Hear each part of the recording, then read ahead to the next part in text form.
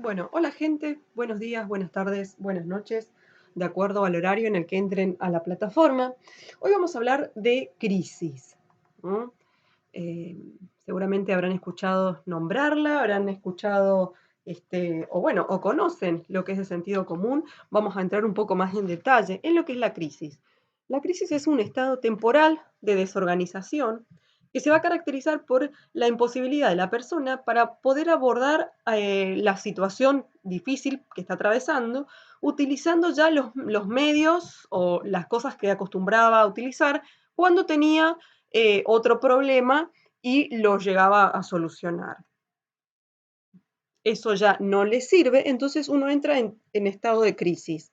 Hay dos clases de crisis, la crisis de desarrollo y las crisis circunstanciales. Las crisis de desarrollo son las que llamamos o las que se ven en los estados en los que la persona atraviesan distintas etapas.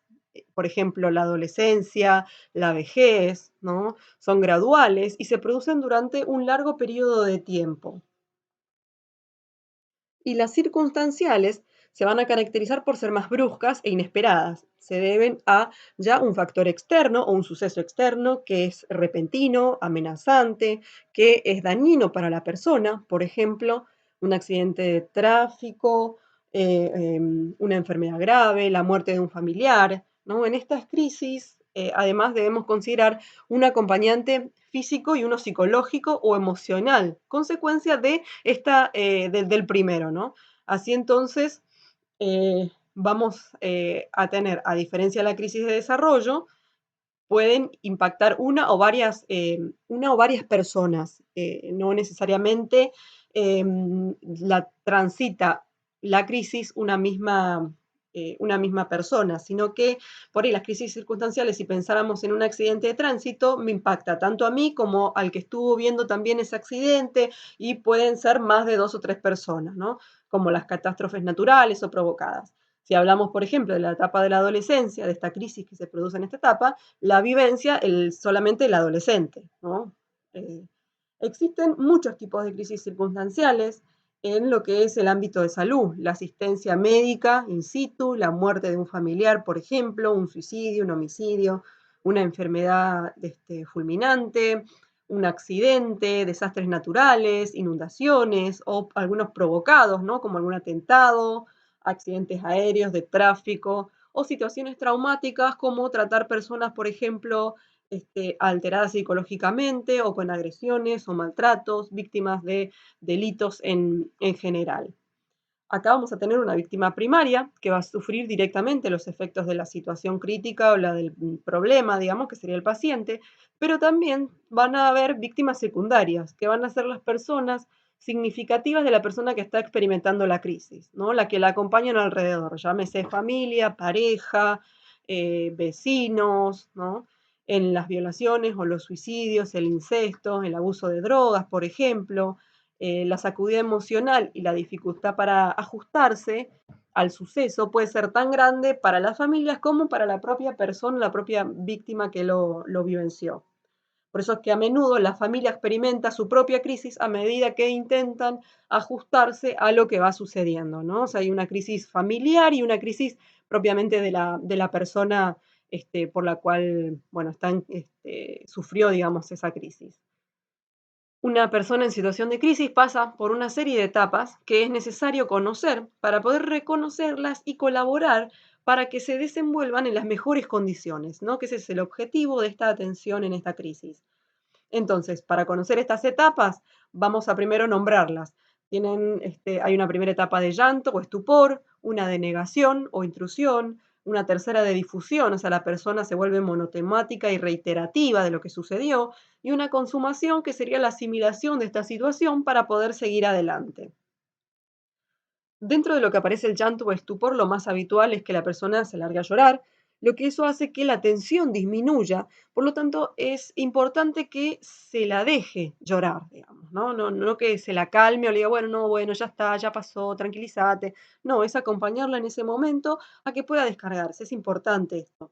Otra posibilidad también frecuente es que la persona se sienta paralizada o en estado de shock y se muestre incapaz de poder responder ante una situación en la que se ve inmersa o ante la noticia que se le está dando, ¿no? Uno como le plantea por ahí un diagnóstico severo o grave y la persona no responde, ¿no? La negación consiste ya en negar mentalmente, por un lado, el hecho que se produce, así por ahí las personas buscan razones distintas para negar el hecho o simplemente consideran como no cierto aquello que uno le está diciendo, ¿no? Por ejemplo, una persona con diagnóstico de una enfermedad grave, que actúa no teniendo en cuenta la enfermedad que tiene, ¿no? Si, qué sé yo, una persona con problemas cardíacos que uno le da el diagnóstico y sigue no cuidándose, tomando, consumiendo sal, haciendo deportes excesivamente riesgosos, bueno, este tipo de cosas, ¿no? Esto, por un lado, no hay que forzarlo a admitir la realidad, pero tampoco hay que darle la razón de lo que está haciendo está bien, digamos, ¿no? Ni una ni otra. Lo importante es poder ver, es poder acompañar estas etapas para que se asuma el diagnóstico al final de todas ellas.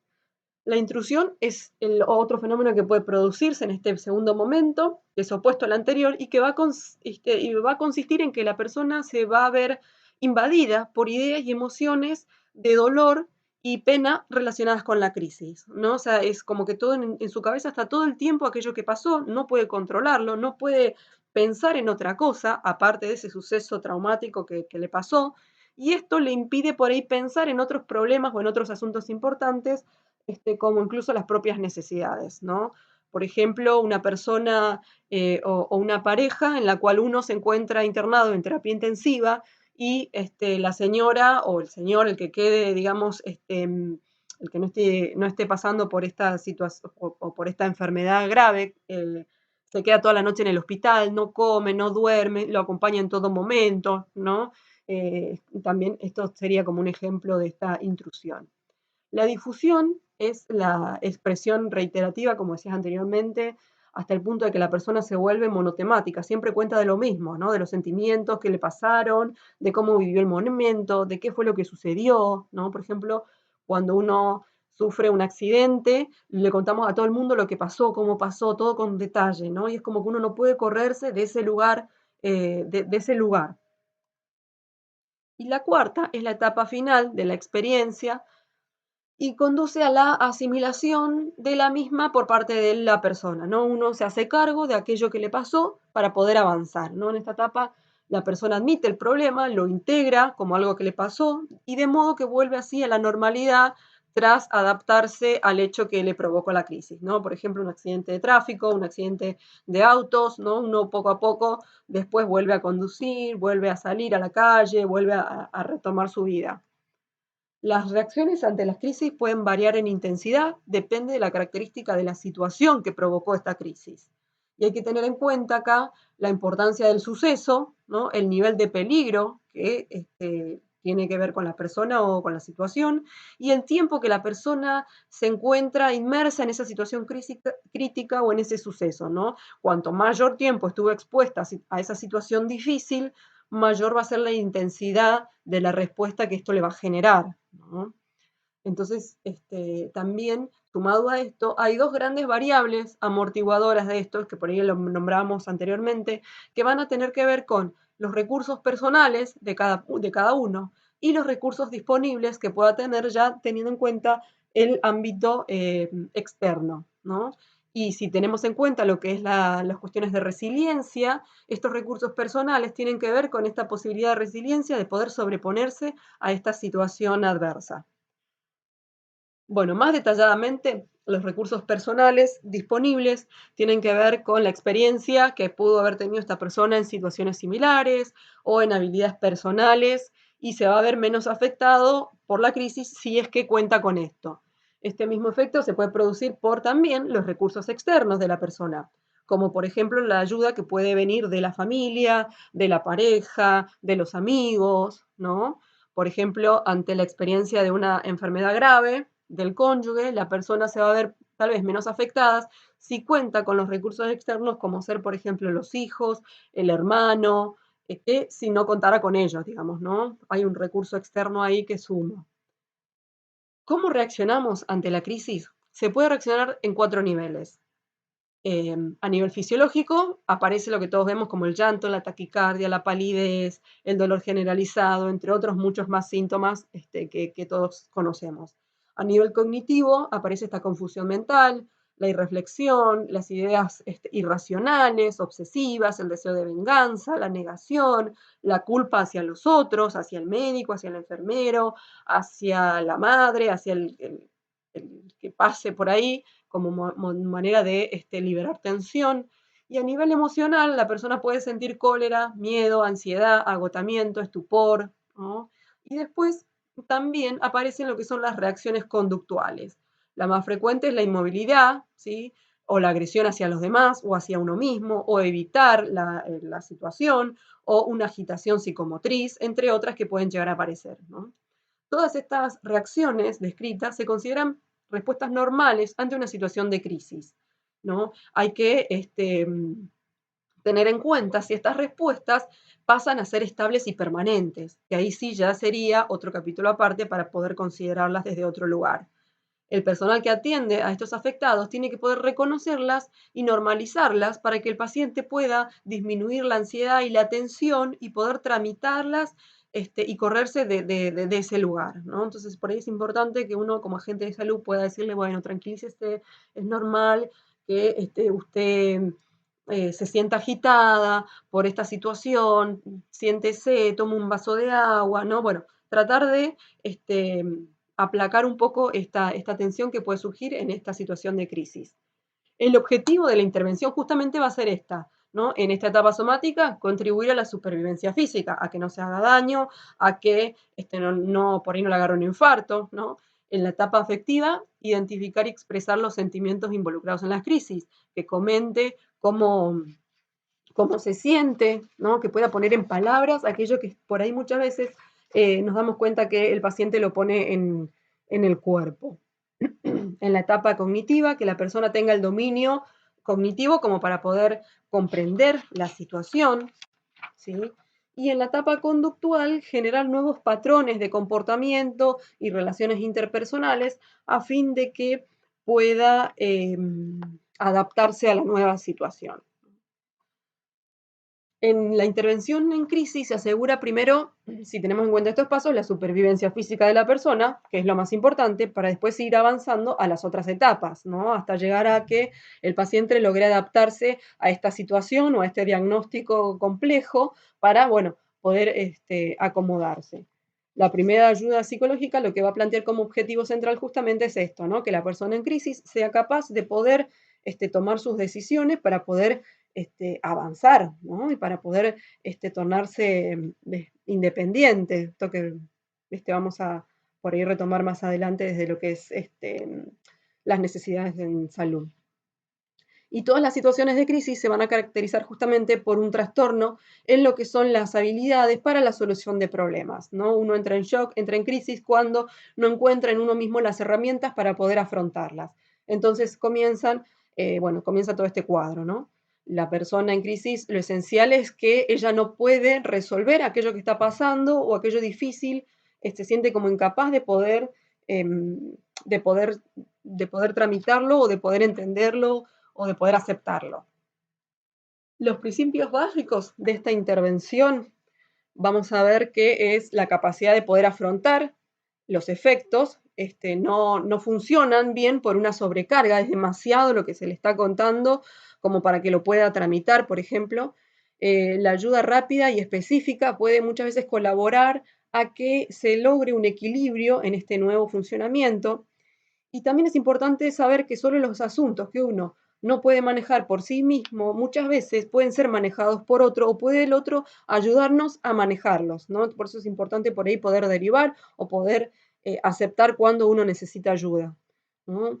También es importante que la ayuda que uno pueda ofrecer tenga coherencia con la individualidad de la persona, ¿no? Y se preste, no tendamos a generalizar, digamos, ¿no? Y suprimir la ayuda tan pronto como sea posible también es una cosa importante, si no por ahí el paciente queda pegado a esta ayuda y no puede tener cierta autonomía o independencia para poder seguir, ¿no?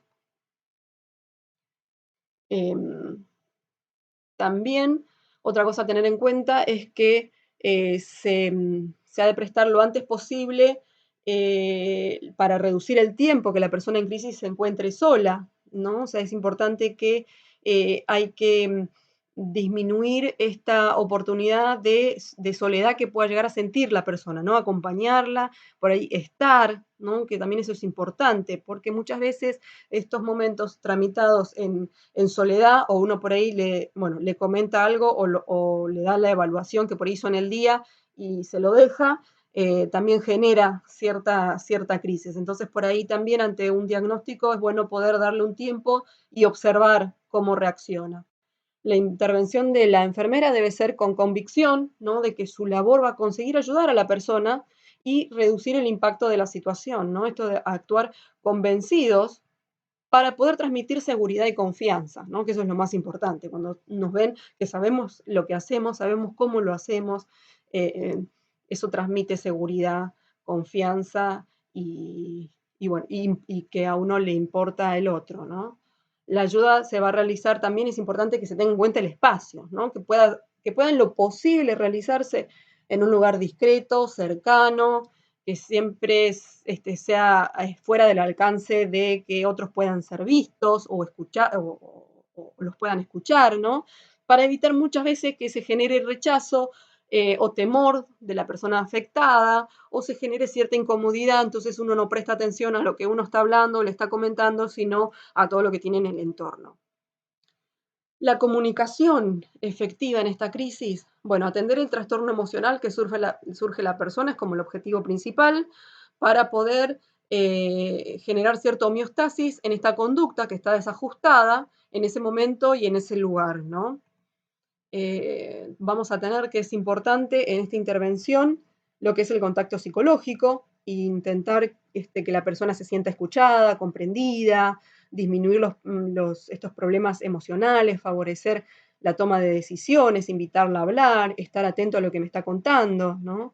Examinar las dimensiones del problema, qué conoce, ¿no? Qué sabe, hacer preguntas abiertas, por ahí tratar de solucionar o poder averiguar los problemas inmediatos o las necesidades, ¿no?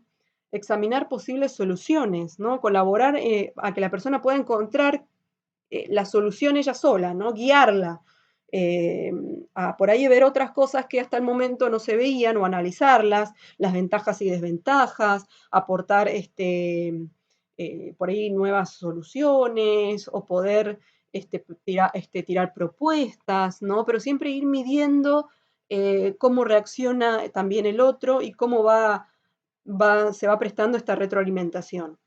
Ayudar a adoptar soluciones concretas, ¿no? Decidir la opción que se selecciona, que esto que ella elige para poder hacer sea posible, ¿no? Porque muchas veces en este estado uno tira soluciones que son inaccesibles o inalcanzables. Entonces, poder decir, bueno, pero usted cree que puede llegar a hacer esto, ¿por qué no piensa a ver si podemos llamar a otra persona que está más cerca? ¿No? O sea, acotar y concretizar un poco por ahí las ideas está bueno. Y después, en lo posible, tener un seguimiento, que esto va a permitir ver cómo evoluciona la situación, cómo se llevó a cabo, ¿no? O derivar en el caso de ser necesario, también saber a dónde derivar o que otro puede ofrecer otro tipo de ayuda por ahí más específica para poder acompañarla en el momento. La comunicación de la información asistencial. La información y notificación por ahí de las malas noticias es una práctica frecuente para los profesionales de la salud. Eh, por ahí un poco más el médico, pero ustedes también como agentes de salud y como acompañamientos en estas distintas situaciones, también se van a ver inmersos en poder transmitir tal vez la misma noticia que le dio el médico en otro momento, ¿no? El modo de transmitirla ejerce una influencia importante en el paciente y la familia, ¿no? Recuerdan en comunicación de cómo se dice, cómo se lo dice, de qué forma se lo dice, en qué momento se lo dicen, en qué lugar, ¿no? La recepción de la noticia adecuadamente da la sensación de estar comprendido, acompañado, asistido. ¿No? Estas malas noticias, primero es importante prepararse para la entrevista, ¿no? Buscar el lugar adecuado o el sitio correcto, evitar interrupciones, por ahí no largársela en el pasillo cuando por ahí el familiar pregunta, ¿no? Averiguar lo que el paciente sabe, ¿no? Realizar preguntas que nos permitan dar o nos aproximen a ver, poder determinar qué es lo que sabe para saber qué es lo que podemos decir o hasta dónde, ¿no? Averiguar también un poco, está incluido este otro tema, de lo que el paciente quiere saber, ¿no? Entonces, hasta dónde quiere saber, cuánto puede sostener o soportar, también esa es otra posibilidad y no ir directamente a lo que se tenga que decir así en seco, ¿no? Compartir la información, ¿no? Siempre es importante ir dosificando la información, recurrir a una técnica como escalonada, primero ir preparando el terreno, después aportar información como un mensaje claro, sin detenerse en detalles, hacer un silencio para ver si el otro entendió o no entendió, observar cuál es la respuesta del otro, ¿no? Y después, bueno, la presentación por ahí de alternativas o el ofrecimiento de alguna clase de ayuda. Responder a los sentimientos del paciente, también eso es importante, atender a lo que el otro me demuestra o a las respuestas que me da el otro, tanto a lo verbal como a lo no verbal, a lo paraverbal, ¿no? Practicar la escucha activa y la empatía, ¿no? Esto que por ahí pudieron ver en comunicación, donde, bueno, es importante prestar la atención cuando el paciente habla y no estar pensando en otra cosa, digamos, no dar nada por supuesto. Y después planificar el futuro, ¿no? O sea, ofrecer un seguimiento, ofrecer por ahí la intervención de un psicólogo o de un equipo interdisciplinario, poder redireccionarlo hacia esos lugares.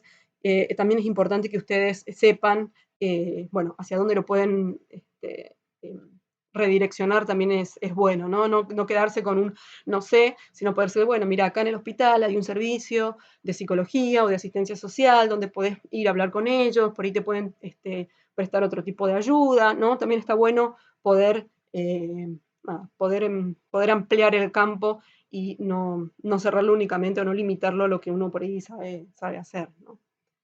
Brindar información también es importante y para eso también tienen que estar informados. Y para finalizar, la comunicación entre el paciente y la familia o el equipo terapéutico siempre se tiene que basar en lo que es la sinceridad, ¿no? Decir siempre la verdad para poder favorecer una confianza mutua entre el equipo terapéutico o el paciente o la familia, evitando así las fantasías que se pueden generar en el enfermo o en el equipo acerca de la situación o acerca de las ideas o conflictos que pueden llegar a dar vuelta, ¿no? Entonces, por ahí la comunicación sincera es siempre la mejor opción. Bueno, los dejo con esto. Espero bueno, que por ahí lo puedan leer en profundidad y que forme parte de una herramienta de ustedes para el día de mañana poder hacer uso de todas estas herramientas en el área de trabajo. Nos vemos, cuídense, quédense en casa y seguimos trabajando. Chau, chau.